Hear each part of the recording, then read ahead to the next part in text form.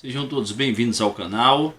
Nesta parte 3 da aula sobre síntese de movimento de duas posições concedendo no acoplador, nós iremos agora fazer a verificação do chamado defeito de ramo, se existe na posição em que nós deixamos aqui o nosso mecanismo. Então, a gente vai, antes de qualquer coisa, dar uma limpada aqui. Vamos tirar esse segmento de reta.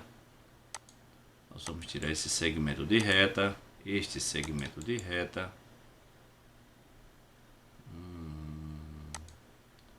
Você também.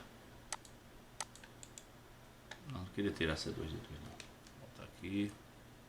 Ok. C2D2 fica aí no seu quietinho, no seu cantinho. Só você que eu não quero que apareça aqui. C1D1 fica aí também. Ok.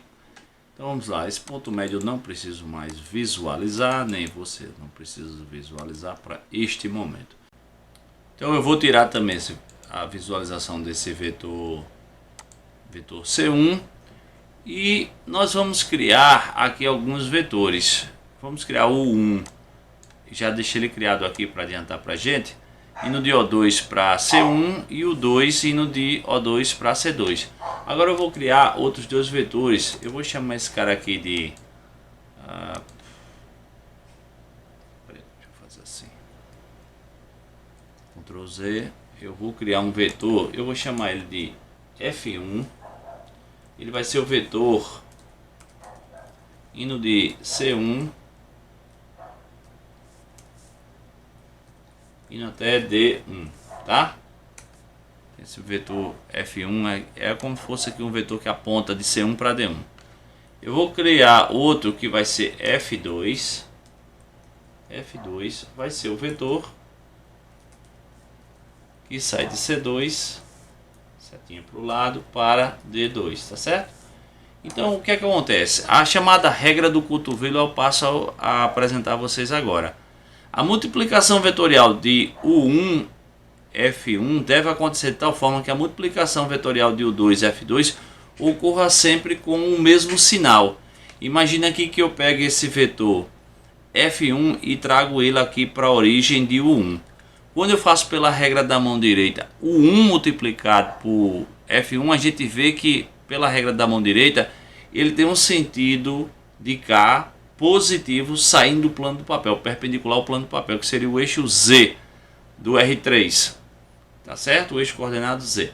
Agora, quando eu também pego F2 e translado ele para a origem de U2 e faço o mesmo rebatimento, ele rotaciona no mesmo sentido, para ter K apontando para fora do papel. Então esse ponto O2, do jeito que ele está aqui, ele não tem inversão de sinal desse produto vetorial. Então ele não apresenta nessa região nenhum defeito de ramo. Agora nós vamos formalizar isso matematicamente. Como? Nós vamos criar assim, ó.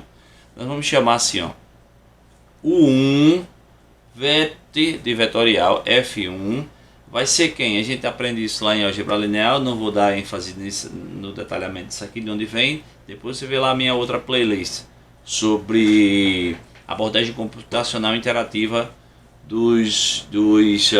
da cinemática e dinâmica dos mecanismos. Tá certo? Outra playlist que eu tenho até aqui no nosso canal. Então vamos lá, vai ficar assim, vai ficar x, componente x do vetor U1 vezes a componente y do vetor F1, como ele está ali, menos a componente y do vetor U1 vezes a componente x do vetor F1. Isso aqui vai dar um resultado que a gente importa o sinal. Tem o sinal positivo. Agora a gente vai fazer o 2 vetorial F2. Vai ser o que? Aí eu posso chegar malandramente aqui e copiar essa expressão. Não gosto de malandragem não, mas é só a forma de falar, tá? Ctrl C. Opa. É bem chatinho conseguir isso aqui no...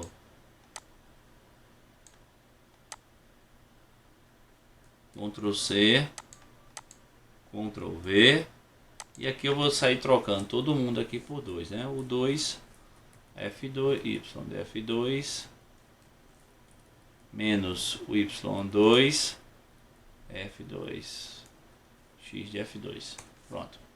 Então perceba que eles têm o mesmo sinal. Então eu vou criar aqui agora um ponto chamado O2 good, que ele vai acontecer, ele vai aparecer apenas se o produto U1 vet F1, ou seja, vezes o U2 vetorial F2 for maior que 0, ou seja, eles tiverem o mesmo sinal.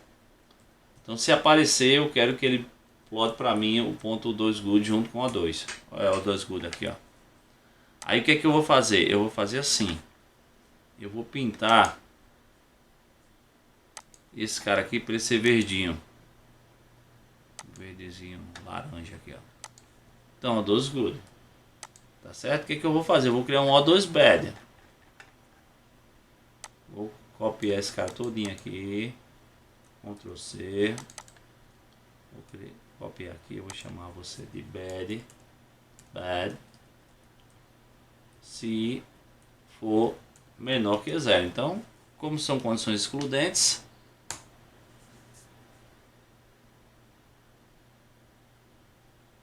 se o 1v1 maior que 0, menor que 0, ele não apareceu aqui. Agora vamos fazer assim, vamos mexer com o KC para ver se esse O2 bad apareceu, olha. Ou eu tenho bad ou eu tenho good. Chega um ponto que de transição que eu passo. Então o que eu vou fazer? Eu vou para configurações aqui, vou botar a cor desse cara aqui vermelho, indica coisa ruim. E aí lá vai a gente, não, nem sempre, né? Vermelho indica coisa ruim. Vamos parar com essas bobeiras. Então lá vai, essa região aqui ele não tá legal, porque veja só, aqui eu tenho os dois com o mesmo sinal. Aí agora eu tenho uma inversão, mudança de sinal aqui, ó.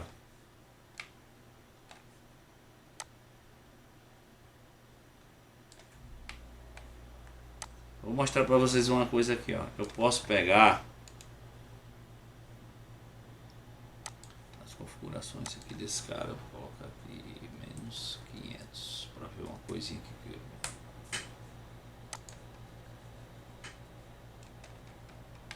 Vamos ver se não tem jeito para cá. Tem um jeito.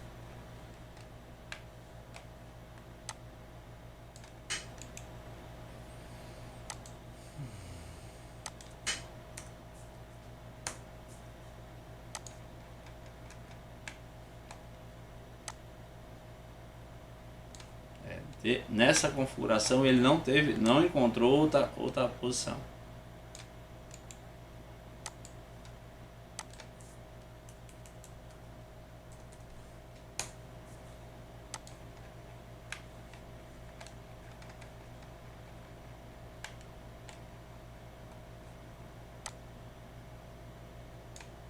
Só deu good pro lado de cá. Para eu rotacionar de C1 para D1 somente lá. Às vezes há situações em que nós conseguimos uma outra região do lado de lá. Desse jeito não tem como. Na orientação como está C1 D1 para O2 C2, eu só rodo eles com esse φ do jeito que está aqui estabelecido no problema, se eu tiver O2 good nessa região aqui para esses valores de KC. Então a gente pode definir inclusive quais são os valores de KC para qual não tem um defeito de ramo. Uma observação, depois eu vou apresentar uma outra videoaula onde eu mostro exatamente qual é a fronteira em que ocorre a transição. Tá certo? Não é o objetivo dessa videoaula agora. Nesse momento a gente quer só verificar a existência ou não do defeito de ramo. Então do jeito que está aí, o mecanismo funciona. Tá? Para O2, nós vamos fazer a mesma coisa agora para O4. Então, para não ficar poluindo muitas coisas aqui, eu vou tirar aqui esse F2, esse F1, tirar o 2, o 1. E o que é que nós vamos criar aqui então? Vou tirar esse D1 daqui para não ficar poluindo o nosso desenho. Então, vem cá, D1. Deixa eu clicar nele aqui que ele me mostra onde ele está. Olha aqui, ó. Tirei ele. O que eu vou fazer aqui agora? Eu vou fazer a mesma coisa. Eu vou criar um vetor que eu vou chamar de V1. Que vai ser o meu V1? Vai ser o vetor que vai de O4, certinho para o lado, vírgula, até a D1. Então esse é o meu O4, certo? Eu vou criar o meu outro vetor V2, que vai ser o vetor que vai de O4, certinho para o lado, até D2. Tá certo? E se ali eu criei F, na sequência é um G, né? Eu vou meter um G1 aqui, que vai ser o vetor que vai de D1, certinho para o lado, a C1. Tá certo? Então esse é o meu vetor que aqui do acoplador vindo no sentido contrário. Eu estava indo de O2 para C1 e D1, agora eu estou vindo de O4 para D1 e C1. E a gente vai observar a mesma regra dos sinais do produto vetorial. Então eu já tenho um V2 aqui, está faltando quem? Está faltando meu G2. O meu G2 vai ser o vetor que sai de D2 para o lado e vai para C2, ok? E agora eu vou fazer a V1 vetor de vetorial G1. Quem vai ser você? Vai ser o X de V1, vezes o Y de G1 menos o Y de V1. Você tem dúvida com essas coisas? É bom estudar, né? Dar uma revisadazinha no produto vetorial. Como é que fica no R2? Vezes X de G1. Tcharam, deu aqui esse valor, tá? Então agora eu vou calcular. Aí eu vou espertamente, não vou usar malandramento, tá? Espertamente eu vou copiar. Opa, Ctrl C, Ctrl V. Aí agora eu vou ter V2 vetorial G2, X de V2, Y de G2 menos Y de V2 vezes X de G2. Aqui o sinal.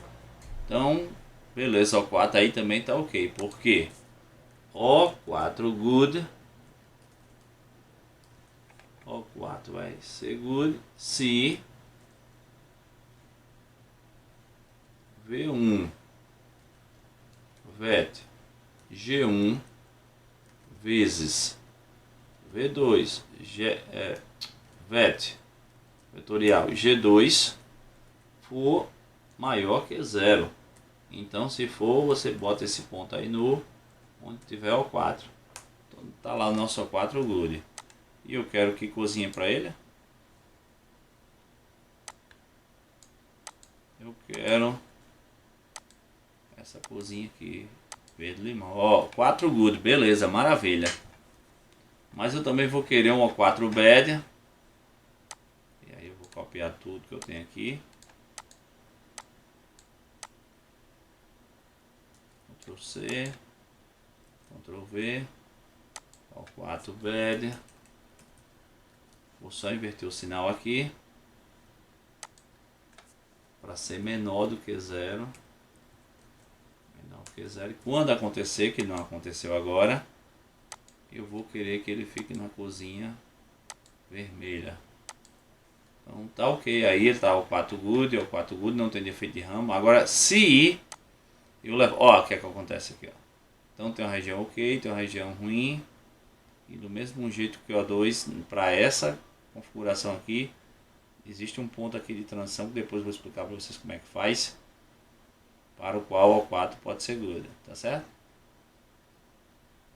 Então assim, qualquer síntese dessa, qualquer diga-se, né? Ninguém perceba que aqui eu tenho o O4D1 me forma o meu seguidor, o meu elo de saída, e perceba que quando eu estou mexendo aqui, tem uma hora que eu vou ter um ângulo de fase, que é esse ângulozinho aqui, quase zero. Eu tenho aqui praticamente o mecanismo travado. Então, isso, né, do ponto de vista de desempenho, que é outro critério. Olha aqui, quando eu abro esse ângulo aqui de transmissão, o que é que aconteceu na posição 2? Então eu fico um pouco, né, na berlinda aqui, sem saber o que faço, né? Deixa esse cara aqui. Aí a gente vai aprender sobre a dia de motor, a gente já tem visto isso em sala de aula, para contornar esse tipo de problema, né? Então beleza, do jeito que está aí, o que é que acontece? Eu preciso agora, eu fiz a verificação de defeito de rama, agora eu vou fazer o fechamento da minha síntese no próximo vídeo.